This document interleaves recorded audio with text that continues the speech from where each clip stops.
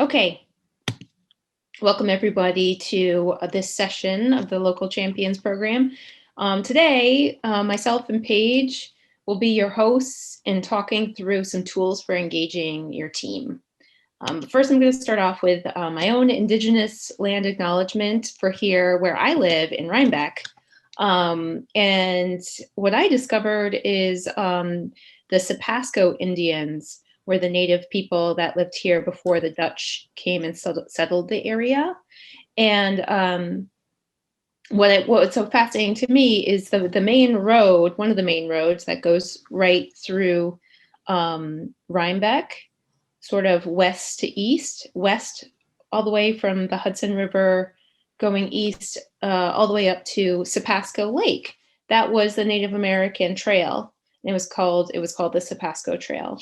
And it was in the 1800s that they sort of formally adopted it into being the roadway that it is now. So it's interesting to me that we're still literally like walking in the footsteps of the people that were here in the land before us.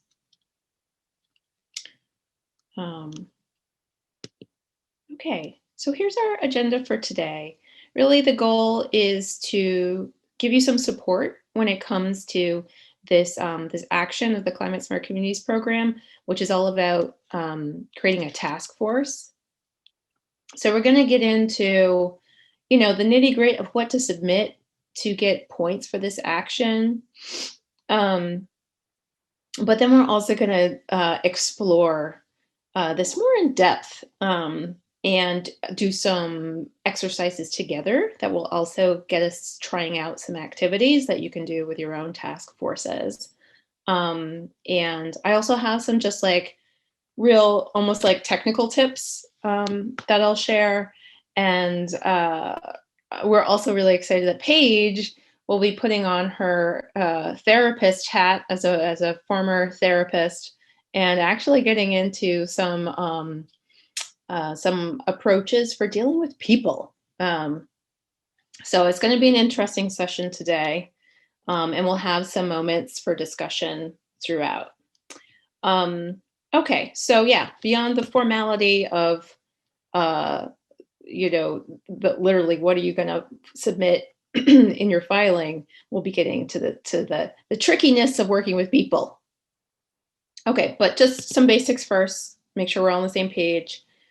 This is a mandatory action. The Climate Smart Communities program requires that you have a task force. It's 20 points, which in CSC terms is quite a lot.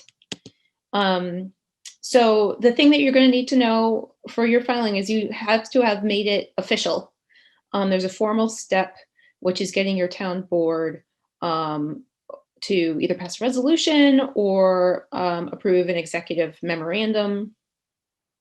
Know that on the session page, there's a link to a model resolution that I created for you. So if you haven't yet taken this step, this is something that you can hand to your town clerk and to your town supervisor.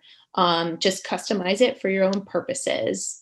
A couple notes on what I created that speaks to the requirements of this action. You have to name an official liaison. So this is someone in your local government or on the staff who is your liaison, who's on the task force, who's going to be going to those meetings.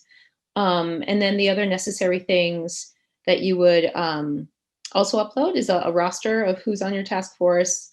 And then you have to provide at least 2 sets of minutes and attendance to kind of prove that you've met as a task force at least twice in the year prior to your filing.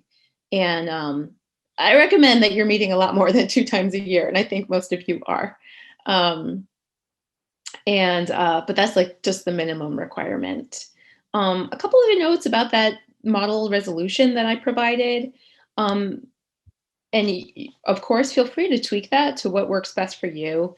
But I suggest that the way that you word it gives yourself some flexibility while also providing clarity to your town board about what is this task force and how does it operate. So for example, I suggest that you put in there the wording of the task force has at least 5 members or at least 7 members, whatever the number is. But that you don't say the task force has exactly 13 members, because then you're always going to be kind of scrambling to make sure you have the exact number. I also suggest that you put in there that members can be appointed by you, the task force coordinator, with approval from your liaison, from your official. I suggest that you put that in there because other formal committees, or say your planning board, for instance, typically those members have to be formally appointed and then voted upon by your town board, and then they serve like a 4-year, 5-year term by law. And I think with the Climate Smart Communities Task Force, you don't have to do all of that. And so, but in order to be clear, spell out that you have the capability to appoint them with approval from the town board liaison. And so I think what I'm trying to do here is give you some more control and flexibility, while also making it really clear to everyone what the expectations are. Does that make sense to everybody? Okay. Yeah, so then I thank you to those who took the survey, giving me some ideas of what you want to talk about. And it seems like meetings are a topic. And this is where we kind of get into the fun complexity of people and how we work together. And meeting hygiene is a super gross term that I heard someone use when they were talking about this in the context of people overusing meetings. And like, rule number 1 in meeting hygiene being don't be the boy that cried wolf, and over schedule meetings or invite people who don't really have to be there, because after a while they're going to stop coming. So just ask yourself, could this be an email? Could this be a phone call? Could this be like a chat amongst a subgroup? Do we really need to call a full-blown meeting for everything, or can we work something out and then wait till there's more to address? So just bringing some intention to the meetings that you do call. And I think we've all been in bad meetings, right? When they're scheduled last minute, you're scrambling to find, wait, is this a Zoom? Is this is this Google Meet? Like, where's the info? And then you're kind of waiting to see if we should start because you're not sure if so-and-so is showing up or not. Or nobody's clear on who's leading the meeting, or what the agenda is, who's expected to give an update. And these are frustrating for everyone, right? And then oftentimes with meetings like this, the meeting will be over and you're like, okay, wait, what did we decide? What did we accomplish? No one's taken notes. So some rules of thumb for good meetings. So you want to have an agenda, and I'm going to push that you actually send out a draft agenda a week in advance, and you individually approach the people who you expect to show up and give a report, an update, or own an item on the agenda, and to make it very clear to them, hey, I'm adding you as a bullet point in the agenda. How many minutes do you need? Do you need 5 minutes, 10 minutes? Do you want us to discuss this for 20 minutes? What would you like to cover? And please send me by X date your fleshed out agenda item. It's key to let people know that they're on the hook. And that really, that way you can put them on the spot behind the scenes in preparation for them stepping up to the plate during your meeting. And then you can actually have that agenda when you send out a calendar invite, and just try your best to get people to know that your expectation is that they're RSVPing yes or no, so that you can know whether or not to wait for them. Make sure you include the clear, whether it's Zoom or any other kind of web conferencing, right there in the calendar, all in one place. Try to designate a note taker. And maybe this is something that people kind of, maybe you maybe you have people kind of audition for this in some way, because it's actually really a specialized skill to take good notes and to be on point with this. And it's really hard for you to lead a meeting and to also be taking notes at the same time. So it's actually like super valuable and a task that someone would feel like they're really contributing if they know that that's assigned to them.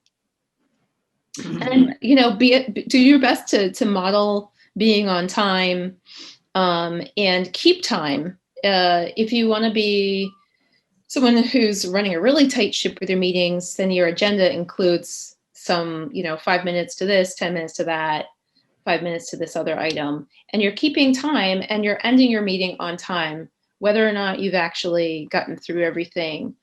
This is signaling to your team that you respect their time, and that you're organized, and that you expect the same of them.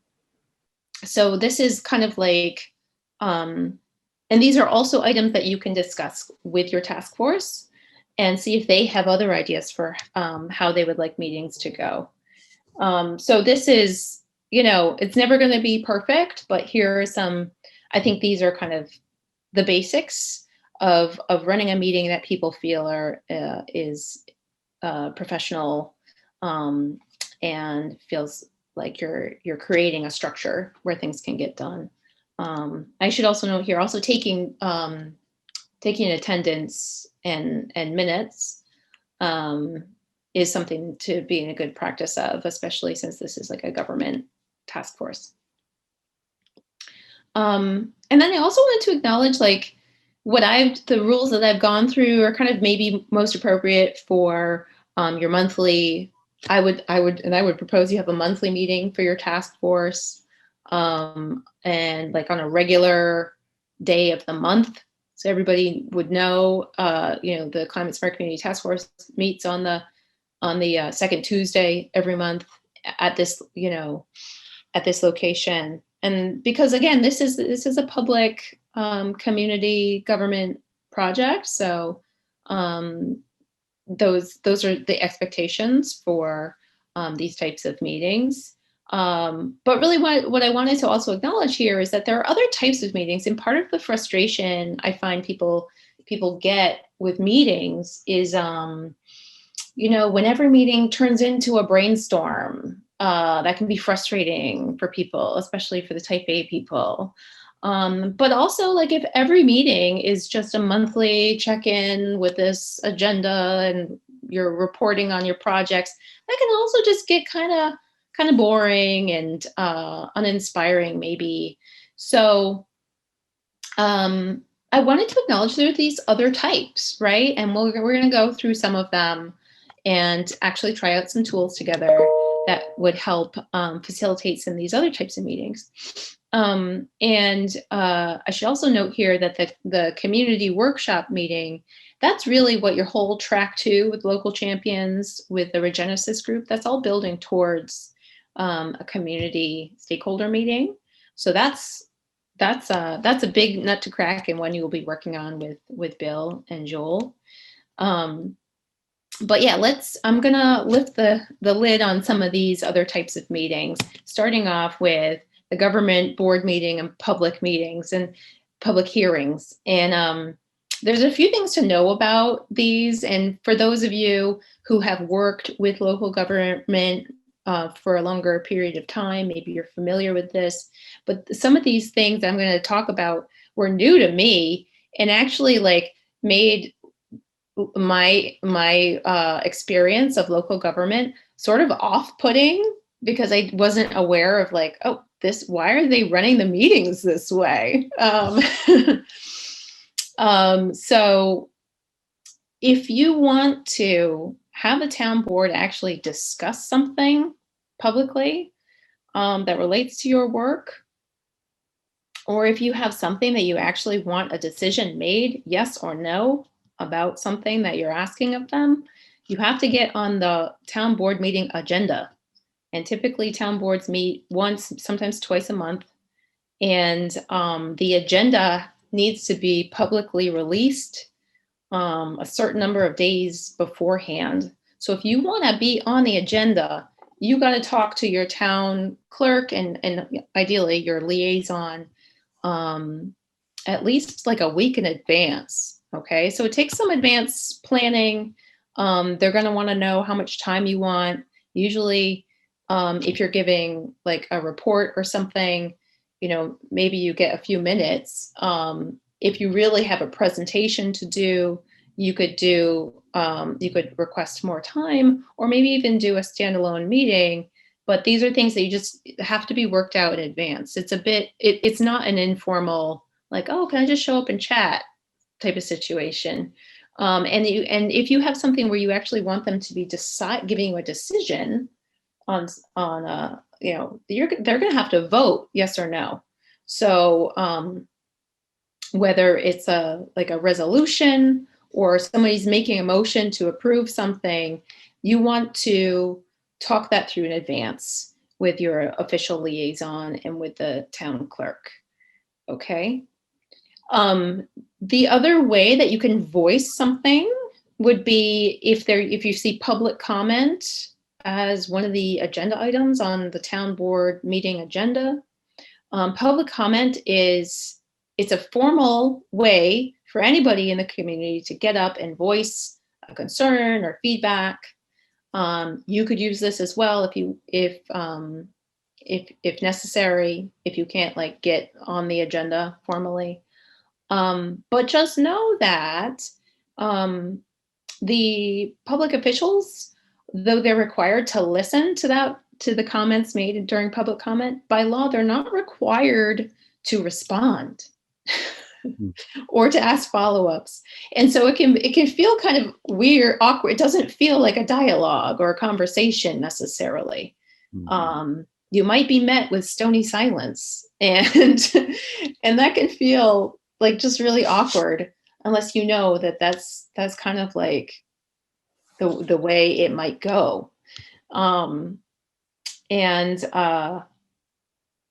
the other thing I wanted to mention is that if you were to do a public hearing, so say you're trying, in one of your actions is to try to pass a new local law or an update to your zoning policy or something, a public hearing might be required as a formal step, especially if you're going to pass a new law. Public hearing is required, and those need to be legally noticed. And so that's a formal process where the town clerk typically needs to publicize that this formal meeting is coming up, and they do it through all of their channels, email, their website, maybe social media as well. And then they're often required to have a newspaper of record where like the blurb, the notice is actually published in the newspaper. So so just know that you got to make sure exactly what you're asking for is nailed down in advance. And then lastly, I want to mention this open meetings law. This is another thing I didn't know about prior to becoming involved, and it was a bit confusing. Open meetings laws states that if official business, government business is being discussed, no more than 2 elected officials can take part unless it's a publicly noticed public meeting, whether public hearing or at a board meeting, or some other kind of official meeting. Otherwise, I think this law is there to protect against corruption, against back room, behind the doors, behind closed doors meetings. But so just know that if you don't want to do a whole formal public meeting, you just want to discuss with more than just your official liaison, you can invite another town board member, but you can't invite 3. So you can't meet with the whole board privately to discuss official business. That's my point. So that's a bit about formal government meetings. I hope you're all familiar with Jerry Seinfeld's dad and his Festivus holiday.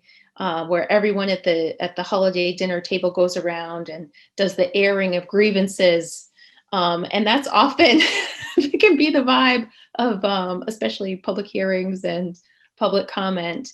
But it's actually, you know, a super important part of our democracy is that we give time, devote time to the public, and give them time to give comment.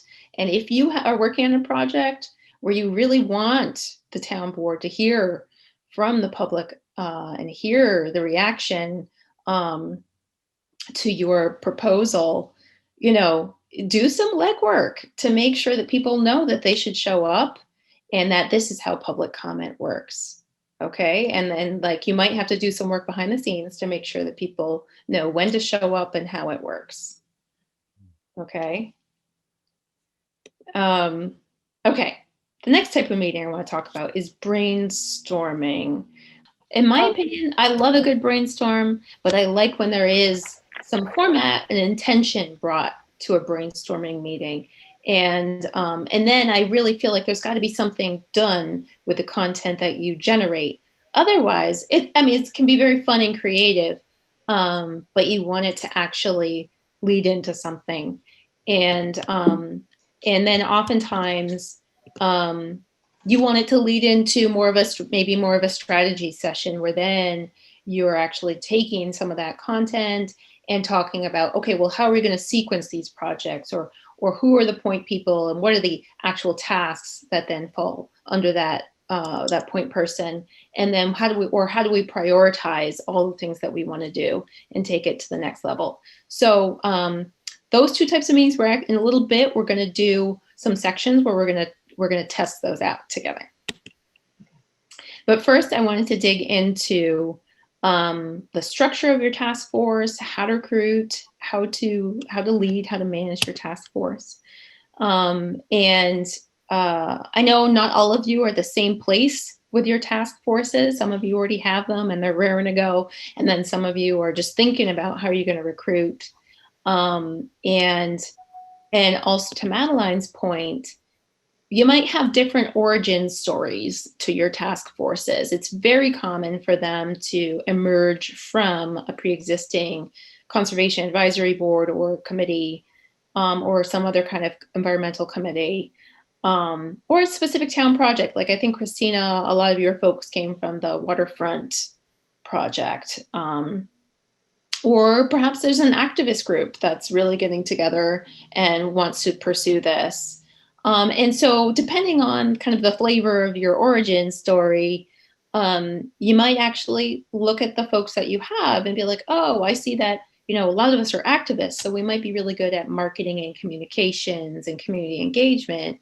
Whereas somebody that's got a task force that came from a conservation advisory board might have a lot of people that have experience in the kind of like the public policy or land use zoning side of things, might be more familiar with the policies and procedures that you use when you're working with local government. If your task force is coming from one of these more pre-existing subsets, then you know you have people that are maybe civically engaged and have some experience in the expectations of volunteer time. But they might also be overcommitted types, which can be an issue. Yeah. So the other thing I definitely wanted to emphasize here is you're gonna, as with any group work, you're gonna go through cycles of engagement, cycles of how you work together. And I know personally, I could feel bad about myself as a task force coordinator if I feel like things are kind of like in a phase where things are fading out. But I think we gotta say it's okay. It's a natural part of the cycle, and it might be time to kind of regroup. Maybe have a realignment and think about recruiting some new people, or doing some of these other types of meetings to reinvigorate. So I guess what I'm saying here is this is part of your work, is thinking about, you know, how did the origin of your task force inform the composition. And then what phase might you be at here? And where do you want to get to with your task force organization? What do you mean by subcommittees rolling? Oh, so you might have, like, for instance, I have a subcommittee that's really passionate about composting, and like that's their focus, and they're working, they're researching that, they're coming up with ideas, they're proposing projects. Meanwhile, I have some other projects where I don't have a subcommittee, and those might need to recruit just to those to get those moving. Roll by rolling, I meant like they're moving, they're making progress. Okay. This picture is, I laugh because Paige is often reminding me not to put our work in terms of fighting climate change and like we're climate change warriors. Like we don't need to be militaristic about this. But my point here with this image is that when you're recruiting to your task force, you're trying to bring in people that have some kind of special experience or skill. And not everyone's going to be all things to everyone, but hopefully you're bringing together people that have their own superpowers, and that together the sum is greater than its parts. In this next section, we're going to be doing an exercise. We're going to test out a brainstorming tool. It's called a Jamboard. And I did not make up that awful name, but it's like a Google tool. And so we're going to test it out and do an exercise where I've created a template for this exercise. And even if you already have a task force, I think this will be a fruitful exercise to help you identify some of the strengths of the individuals on your task force, your current members. Maybe you'll identify some gaps where maybe you might be missing a type of person. And for those of you who don't already have a task force, I'm hoping that this will create some placeholders for you and help you in thinking about, oh, maybe I should reach out to so-and-so who I know is involved with this organization locally, and they might have someone to recommend. So I'm hoping no matter where you are at with your task force, this will be helpful. So this is what the template looks like that I created. It's basically like a stakeholder mapping exercise where the little circles in the center each represent, the question marks are your people. So if you already have your task force members, you can type in their names there. And if you don't, those are like your placeholders for the people you want to go out and recruit. And then in these containers there, you'll see I've created this almost like virtual Post-it notes. And each Post-it note has a different skill or experience or connection to like a community group or a local group. And so the exercise will be for you to each individually, you're going to make a copy of the template and go in there, put in your names if you have them. If you don't, they're placeholders, and try to see if these Post-its relate to individuals. Or if the Post-its could be placeholders for you to go out and try to seek out an individual that fits that description. So we're interested here to see how many of these Post-it notes relate to people that you're already working with or people that you might seek out. And if you have ideas for additional Post-it notes that I have not created, please write those down and we'll share those out after we spend about 5 minutes or so doing this exercise. So everybody, please go to this URL, and it's going to prompt you to make a copy of the template. And we'll just keep rolling here. So if anybody has questions, we'll be here just listening. But I'll set a timer for just a few minutes once everybody's got it open, okay? bit.ly/taskforcejam, oh, one word. Got it.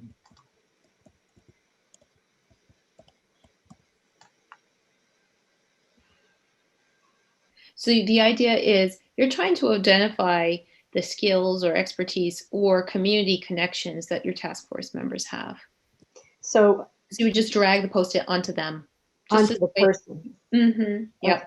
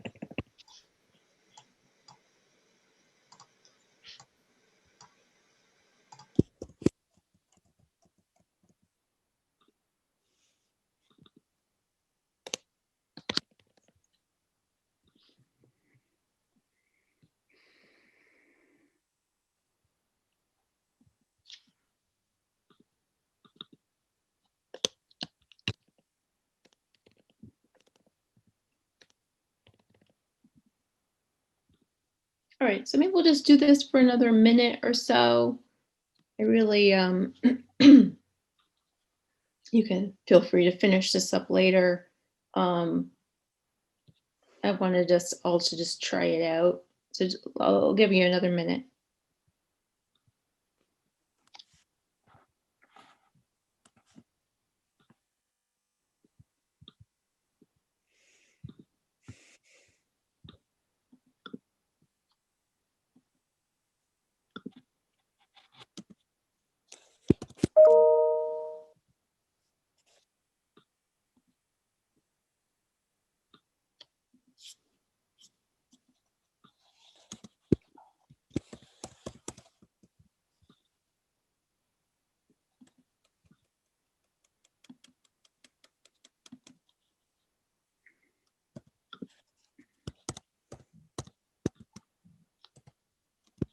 Okay, why don't we all pause there?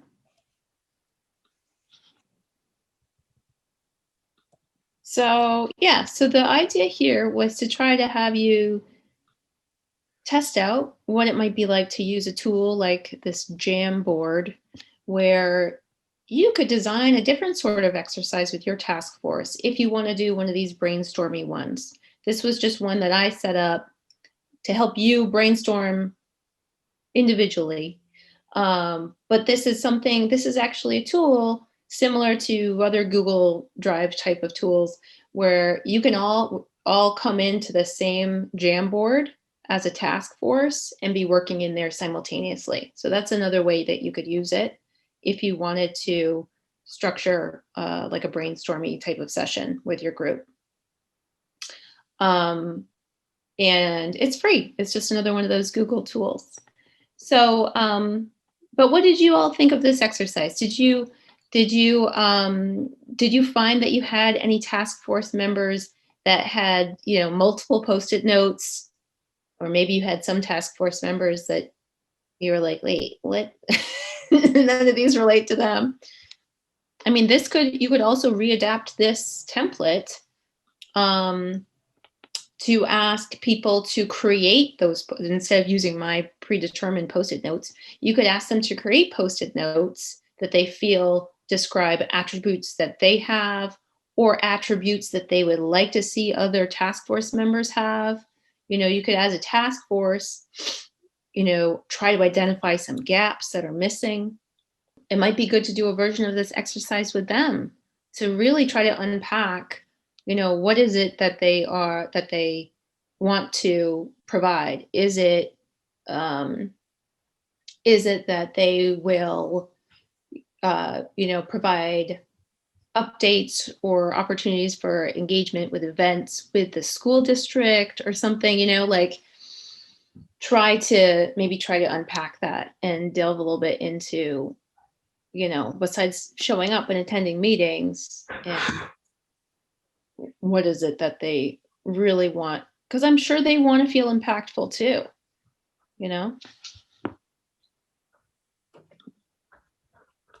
Yeah. So, and this, it might be nice to do as a group with your task force, because then they also get to know each other and what Yeah. each brings to the table.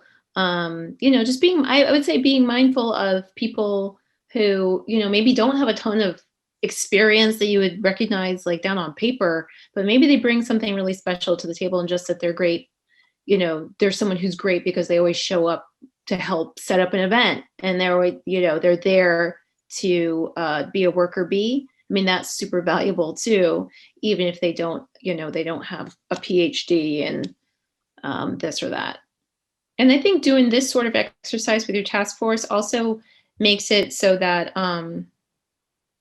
as a group, you're able to give voice to the needs of the project, right? So it's not necessarily just you as the coordinator being like, okay, who's going to volunteer for this task? And then crickets. It's a way for you guys all to come together and say, okay, if our goal is to work towards this certification submission, you know, we've identified what we need now. Mm-hmm. Okay, great. So now let's say that you've identified some people, the type, or maybe the type of person that you are looking for. How do you reel them in?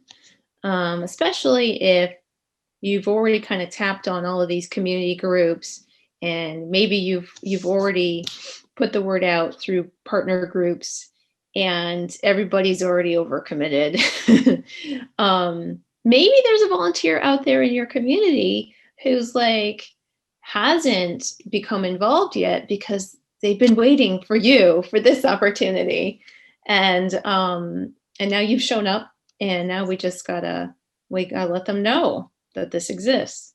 So ideally, you would you know, maybe use the exercise from Tim's session last week to write up your blurb, how you're describing your task force and what you're doing. And then I have some other suggestions here for an ideal kind of call for volunteers. So actually, you know, you want to set up your regular cadence of meetings, whether it's second Wednesday of the month or whatever.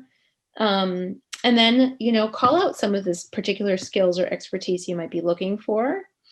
That said, if you're also just looking for worker bees who are passionate and who show up, you can also you can say no experience required, and describe what you're looking for in that kind of general all around good volunteer.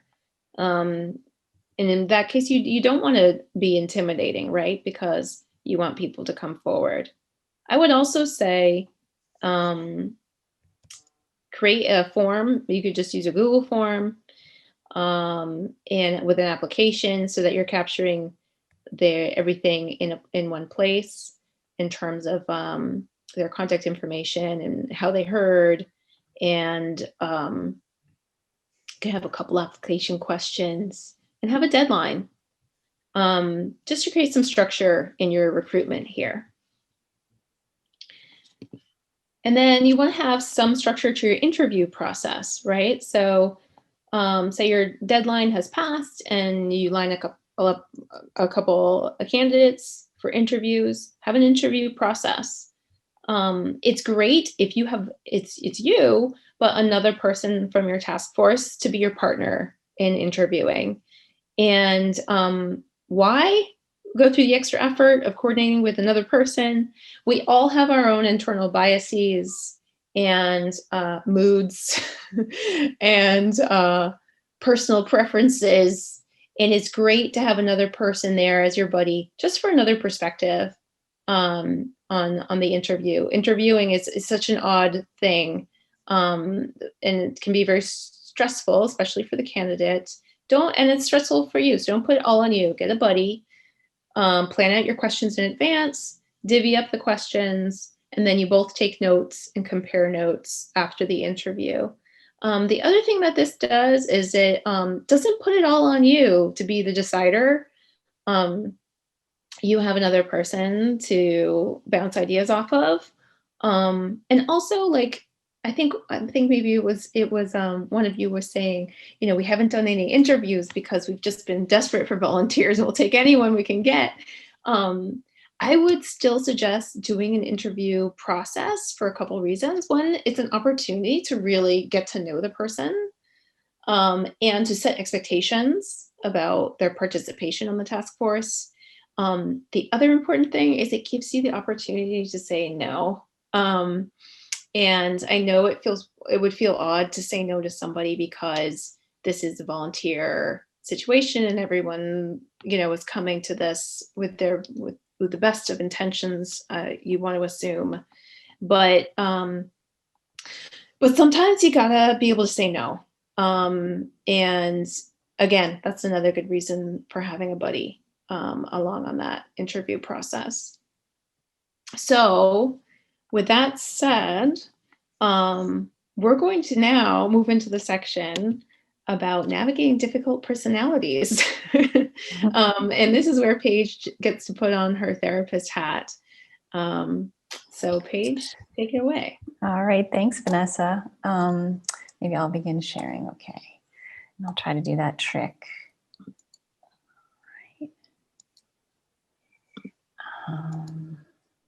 Okay, can you guys see my screen?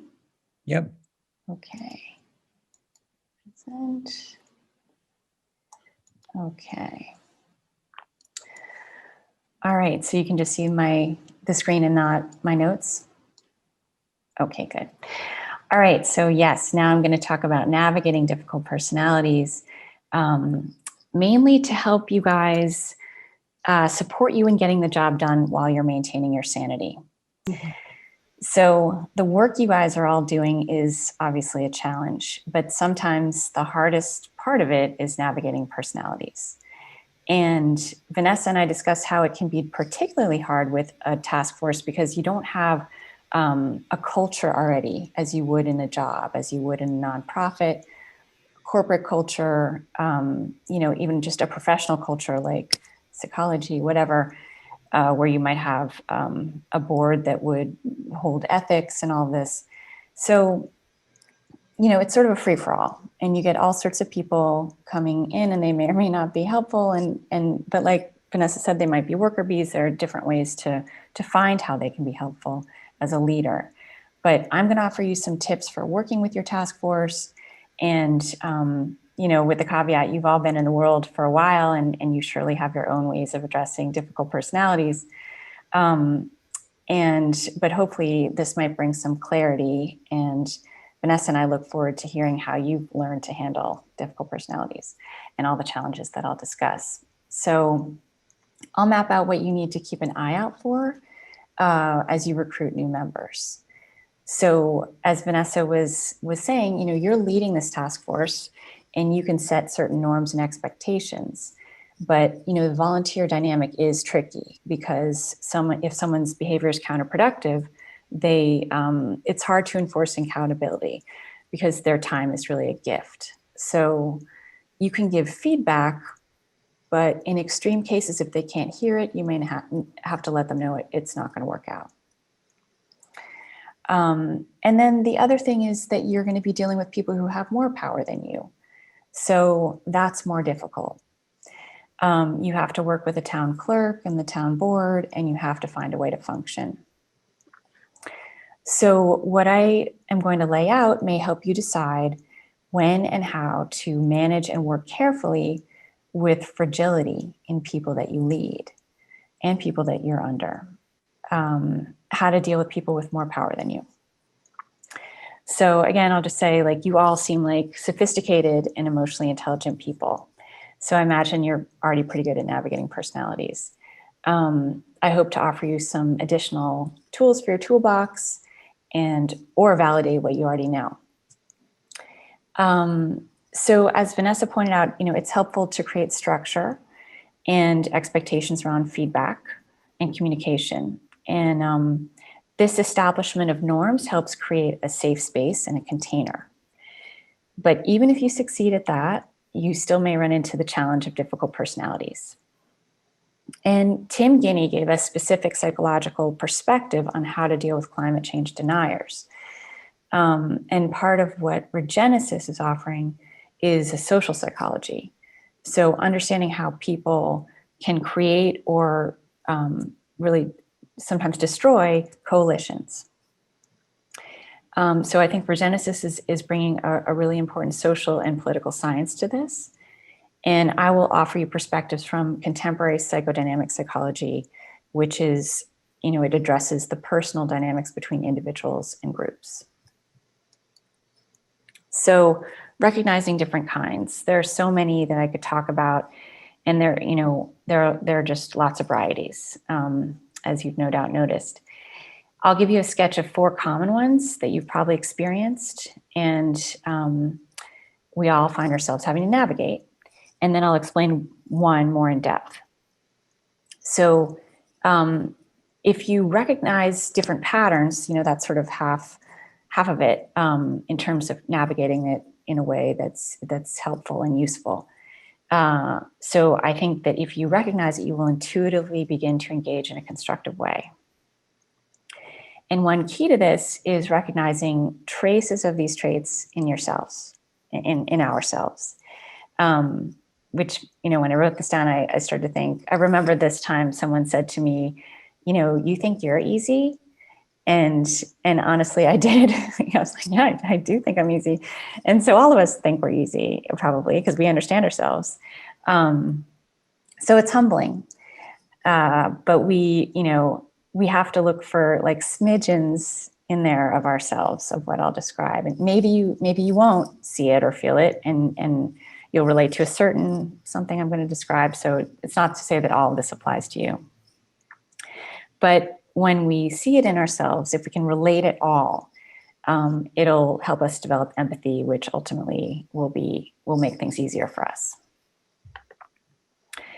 So here are 4 to be aware of. A narcissistically fragile personality, a neurotic and over-controlling personality, a seductive personality, and crazy-making personality. So some of you may already be familiar with the narcissistically fragile personality. This is a character called Penelope from Saturday Night Live, who one-ups everybody all the time.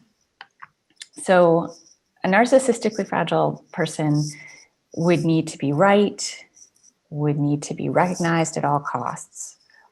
They have the tendency to devalue others, and it's kind of marked by a lack of empathy, which you can feel.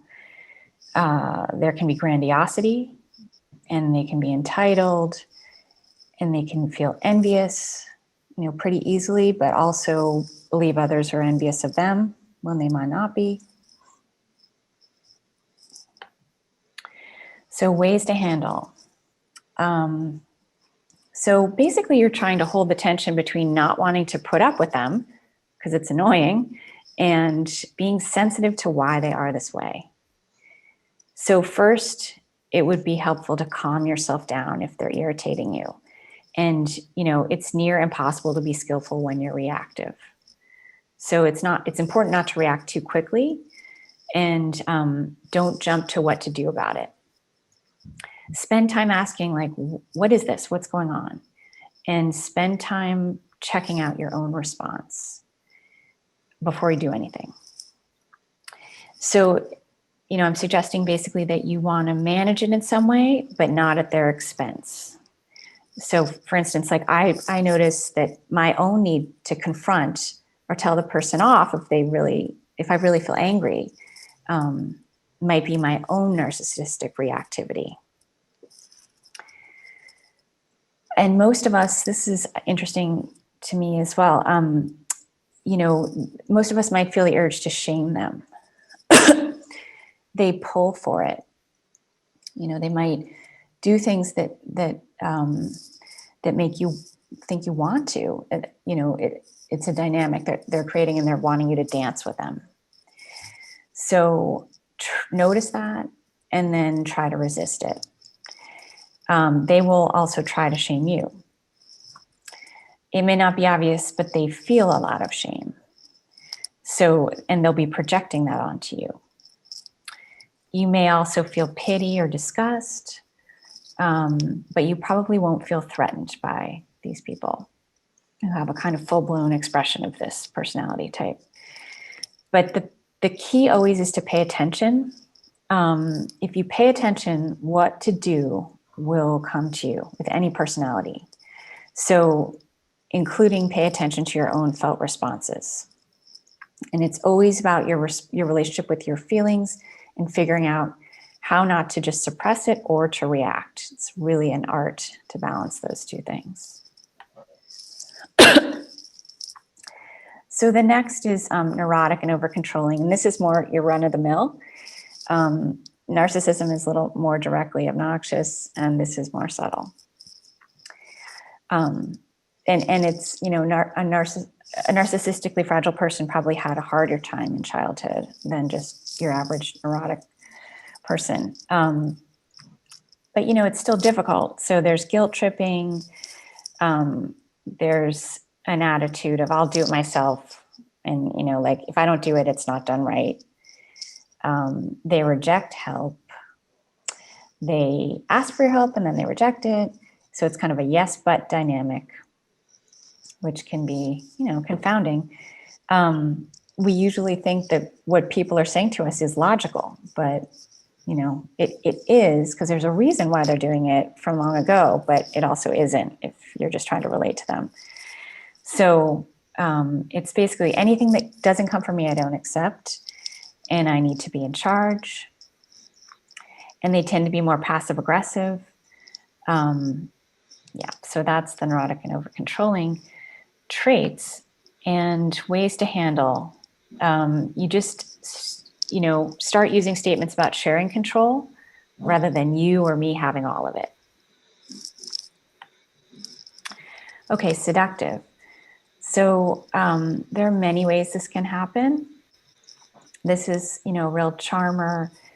They're going to compliment you. They may make you feel great. You may feel great around them.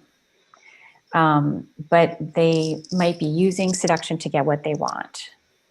So they can also turn others against you with seduction. So it's a bit dangerous in that way. It's maybe not a real connection.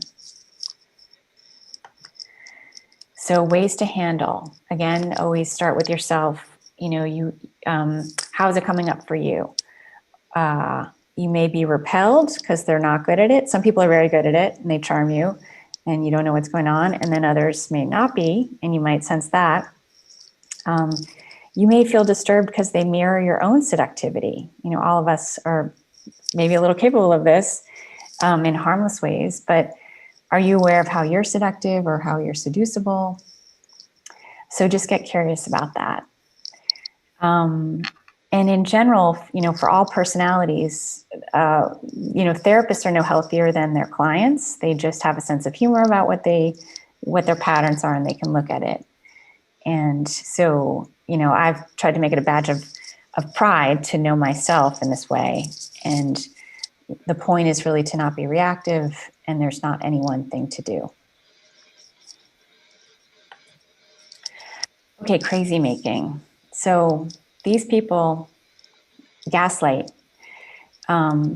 They distort what you say, but say they aren't. And you begin to doubt and wonder if you're actually crazy. So they succeed in making the system feel crazy and making individuals in the system feel crazy. So they're the hardest in a way because it's like you're constantly disoriented. They throw bombs into the group and it's constantly destabilizing. It's hard to make boundaries with them and even if in ourselves when around them. It's polarizing to a group. And these are the drama kings and queens. They enjoy their power as crazy makers, which is the only power that they have. Okay, so ways to handle. Get yourself far enough away so you can get calmed down and collect yourself and contain yourself. Ask, you know, what the hell just happened here? And again, it's kind of, you know, I'm like a broken record, but don't try to solve the problem before you understand what the problem is. Because this kind of reactivity is what crazy-making personalities rely on in their quote victim. But, you know, I say that with a caveat. Don't forget that everybody always feels like the victim. There's no maniac out there enjoying torturing people. They're all convinced that they're the victim. And, you know, they may be very self-righteous about it. I know that I can get that way. So, you know, the trick is here to look at our own self-righteousness to find empathy, just even if you have a smidge of it. Okay. So now I'm going to tell two stories. I'm going to go deep with just narcissism. And you just see which one feels more right to you. So this is the story of the Greek myth, Narcissus. So Narcissus was the most beautiful person in Athens. And everybody fell in love with Narcissus. Everybody. But Narcissus didn't fall in love with anyone else. He was just in love with himself. So he walked around devaluing everyone and breaking their hearts until one day he came upon a lake and he saw his reflection in the water. And he said, "This is the only person that's good enough for me." And he went to embrace the person and he fell in the lake and drowned. So, you know, just notice like how you respond to that. A lot of us might say, you know, good riddance, you narcissist. But here's another interpretation. So Narcissus was the most beautiful person in Athens, and everybody fell in love with Narcissus. But he was extremely lonely. Everybody fell in love with him, but no one was interested in who he was. Everybody wanted to be with him. Everybody wanted to sleep with him. Everybody wanted everybody else to know that they had slept with him. Everybody wanted to possess him. And everyone wanted to get high off his beauty. And he didn't understand any of this. He just knew he was lonely. So distraught, he walked and he came upon a lake. And he looked at his image and said, "I am all alone. All I have is you. I don't want to live." And he threw himself in the lake and drowned. So I've just told you two stories, and think about which resonates. Maybe both. And no matter what you felt, realize that narcissism is driven by an emptiness. People suffering from narcissism, they objectify others and also themselves. And that's a really lonely way to be. So there's no real connection. It's hard to feel connected to them, and they probably don't feel truly, authentically connected to many people, if at all. You know, but we feel that we want to wipe them out, maybe. Like they're just so irritating. So we have to pay attention to how annoying they are. Even how dangerous we think they are. And at the same time, we have to think, we have to realize, like, you know, like this poor person, why do they have to be that way? Why do they have to do that? So it's really a question of, can we be spacious enough to think and feel opposite things? And, you know, maybe they can't, but maybe we can. And so it's just really about trying that. And you don't show them that empathy because that would seem condescending. Just feel it. And you want to be very careful about sympathy and empathy and compassion with you know, narcissistic fragility, because they can easily feel condescended to. So if you offer it to them and they reject it, you know, you're going to be narcissistically injured. You're going to feel hurt. So just try to cultivate empathy while at the same time not needing to like them. And that's not easy to do. So I'm kind of suggesting something that like some of the best therapists can't do, but it's useful to try, ultimately for your own peace of mind. And just, you know, to keep in mind, their poor behavior is something that they value with regard to what they carry within, the problems that they carry within. So another, technique is, can you recognize it in yourself? And I've been saying this, but just to go over a bit, we want to put ourselves in these people's shoes. Empathy is clearly impossible to do unless we recognize and make space for what's going on in ourselves. So otherwise we'll be patronizing and condescending. But with these difficult people, we need to see that we are also a problem for them, and we are difficult too in some ways. Our instinct is to start with the other, but it's really helpful to ask why we're having a negative reaction. So in order to deal with narcissistic fragility, you have to know your own narcissism. Neurotics use passive-aggressive techniques. Are you aware of your own passive-aggressive techniques? To understand people who are seducing you, are you aware of how you're seductive or how easily seducible you are?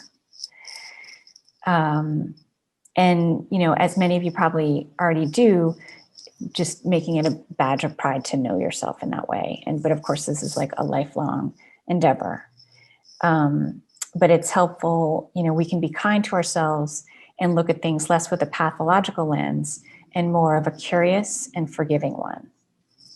I've found that curiosity always saves me in situations like this and can shift me. So also remember that the other person always feels like the victim, and they're usually convinced of this. And, if I check that out, I usually do too, if I'm upset.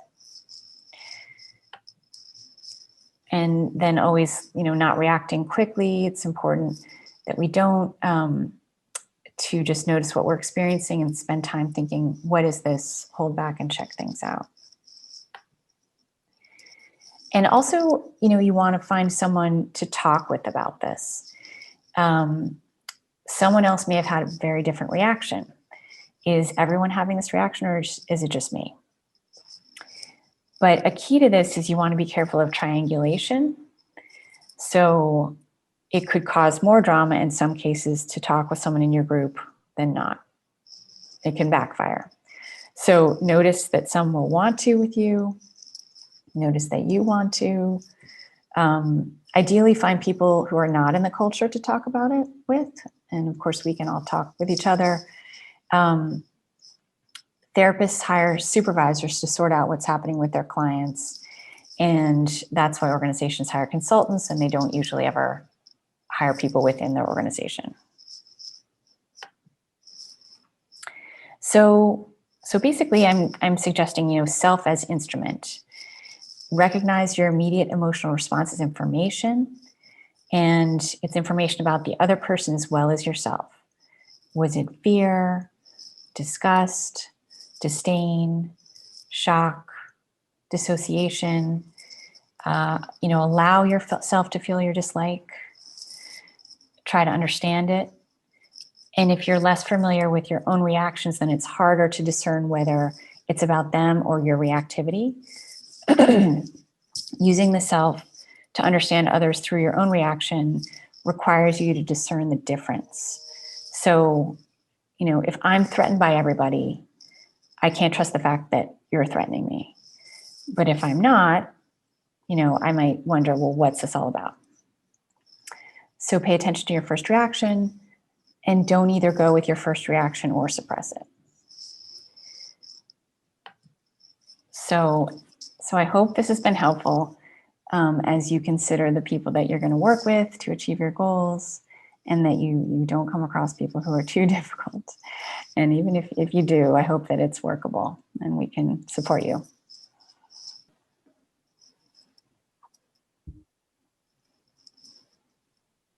Okay. All right. You all see my screen, but not my notes? Great. Okay. So I wanted to demonstrate to you this other tool, but maybe I'll just say this is something that you can go and explore on your own. I wanted to share with you some tools that you could use online since we're in this time of socially distanced shenanigans, this is another tool that you can use with your team. It's called Easy Retro. And it's a similar sort of thing where you can all be in the same kind of virtual whiteboard together and be collaborating together. This is maybe one click away from a brainstorm towards a strategy session, okay? If you go to this link later, you can check it out. It's also linked on the session page.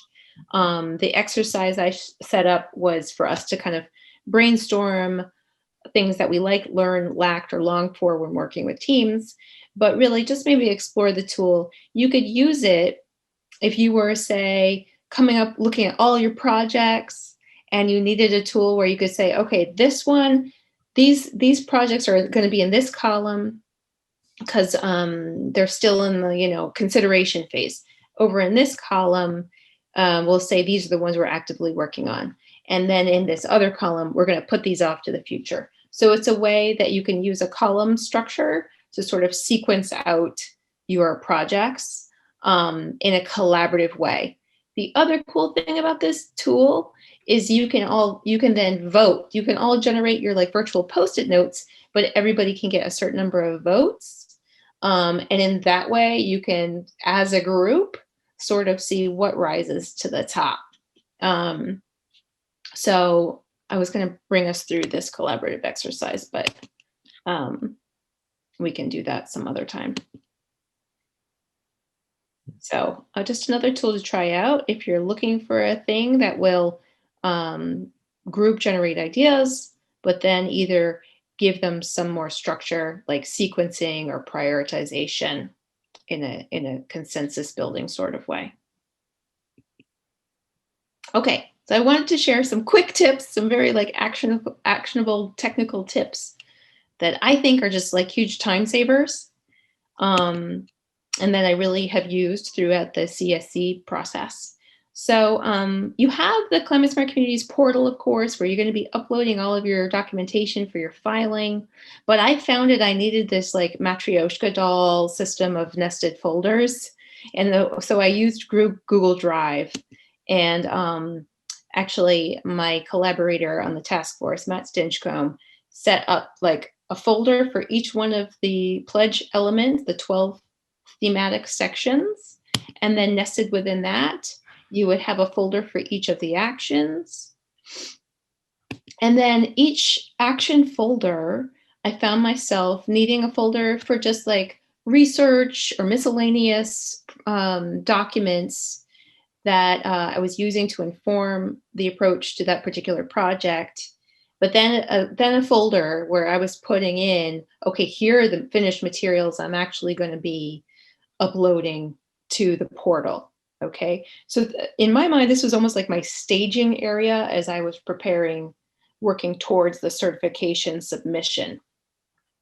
And you can share it with your whole task force so that everybody knows, this is where we put the things and this is where we put this and that. So that way you don't all have to be, signing into the portal and not knowing if something is the finished version or still in the works. The other thing I did, to Chow's point, you can download the PDF for each action and put it in its appropriate folder. And there it is for quick and easy reference. The other thing I thought was really useful is to have a Google Doc in there that was the project management doc for that action. So you can try to get your task force on board with the structure of the CSC program in this way by organizing your working folders like this. Okay, Gmail templates. Does anybody here use Gmail templates? All right. Have you ever been in that situation where you don't want to just blast out and CC everybody on the same email, or you don't really want to do that BCC thing where it's not personalized, but you find yourself copy and pasting the same email to individual people over and over and over again when you're doing, especially if you're doing outreach for an event or something like that. So use Gmail templates. So I'm gonna show you how to dig deep into these settings. And again, I'll post these slides and the video recording of this later if you need to refer back to it. But click on the gear setting and then the see all settings, and then you go deeper, you click on advanced.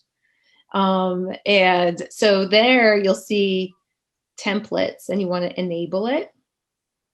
So you've just set it up in your settings to enable templates. And so then you're gonna draft out the copy of the email, the draft of the email that you would be copy and pasting over and over and over again. And then you save it as a template by clicking on like those 3 little dots there. And you name it, and then it's just saved in the background in your Gmail. And so then the next time you need to use that, you go to compose an email, and then instead of typing it all out again or copy and pasting it from who knows where, you don't remember where you saved it, you just go into the 3 little dots and pop in your template. And you can always adapt it and customize it, but it's just one little step that's a time saver. Okay, doodle polls. Does everybody know about doodle polls? Yes. Okay. Yeah. So this is like the free version is annoying because this has all the ads popping around everywhere, but it's actually like a super useful tool if you're trying to schedule a meeting and figure out the time that works for everybody. So it's pretty self-explanatory, right? The one tip I will give you is tell them when you need the doodle poll by, because nothing is more deflating than trying to schedule a meeting when the prospective attendees only fill out the doodle poll after all the dates have passed. So give them a deadline, give them the gift of a deadline. I often, this is one of my my lessons to live by, the gift of a deadline. People appreciate a deadline. Okay, Google Sheets. Google Sheets is pretty much Excel, but online, shareable in the cloud. And so these might be stupid ones that you guys already know, but if not, they'll really help you. So here's a sneak peek at my crazy spreadsheet that I made for our filing as Rhinebeck is trying to get to silver. And freezing your top header column, top header row is super useful, but not everybody knows about this. You go into view and then freeze. And then as you're scrolling through, your header rows stick at the top. Does everybody know about how to sum up a column, to add up, to tabulate up numbers? So here you see, for example, how I'm showing our running number of points that we're trying to get to. You have to click on that little, I think it's like a Greek symbol, right? And then you select sum, and it sums up everything in the column. You can also type in your own formulas, like type in the equal sign and then sum, and then put in the column and rows, colon, and then the final column and row, and it will sum up everything in the column. Does everybody know? How about data validation? Everybody know about this one? Okay, this is a good one. So you might have heard the term structured data. This is basically to make the data in a column nice and neat and tidy, rather than like the organic natural language that we all might use. We might call something a sheep, but we might also call it a lamb. We might also call it a flock, right? And instead, what you want to force is a limited set of options so that you can actually then count up your data in an organized way. So, meaning, in a nutshell, you want to limit the choices to a set of drop-down choices rather than free form, okay? So what you would do is you would select the column, and then you go up under the data menu and then choose data validation. And then in this case, I chose a list of items, and then you type in what you want to be the drop-down choices. You just type them in as a comma separated list. And that's how you end up with, like, you can see in the cells here, you know, future is an option, in progress is an option, and must do is an option. So that's how you would create kind of like a drop down list in a column. And then once that's in use, you can always go through and count up or filter by. So that's a nice way to manipulate your spreadsheet so that it's more user friendly. And that's it.